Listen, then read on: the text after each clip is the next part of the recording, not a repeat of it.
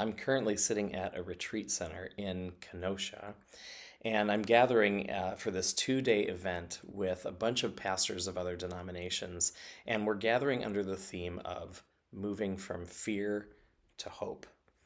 Essentially, what is the role of the Christian church? What is the role of the Christian in times as divided as these? One of the stories we've been spending a lot of time in from the Bible is the story of Shadrach, Meshach, and Abednego. A lot of people know this story as the story of the fiery furnace. It's in the book of Daniel, chapter 3. But here's just a brief summary of the story.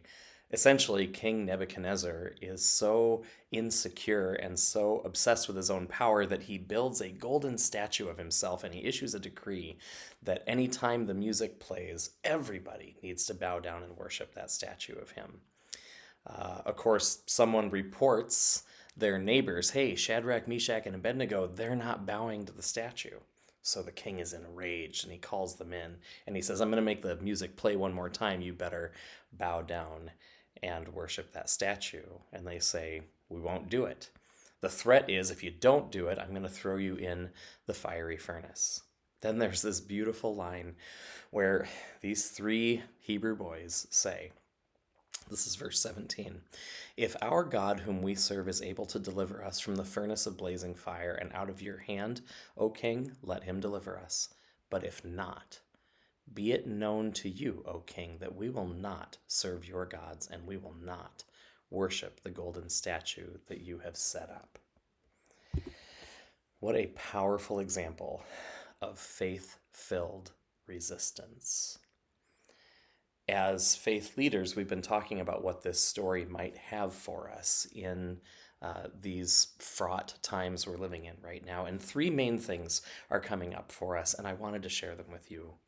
The first one is these boys' statement to the king, we are not beholden to you. Essentially, they are clear on who they are and what they're about and who their God is. And so the question comes to us, are we clear about who we are and who our God is? What does it mean to follow Jesus?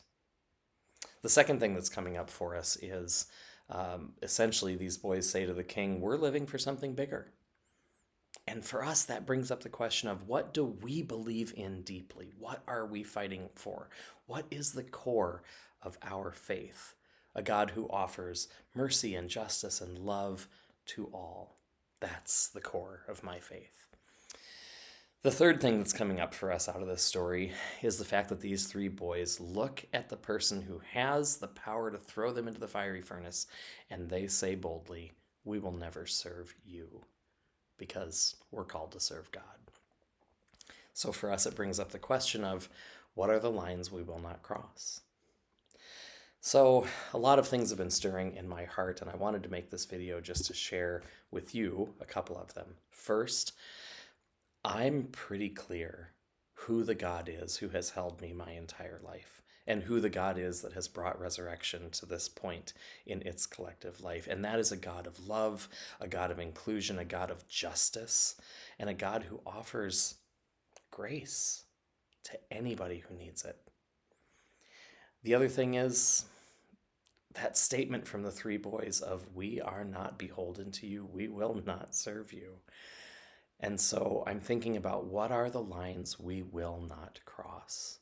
And I know one of the lines I will not cross is anytime someone says that my faith requires me to ostracize someone or requires me to hold certain biases.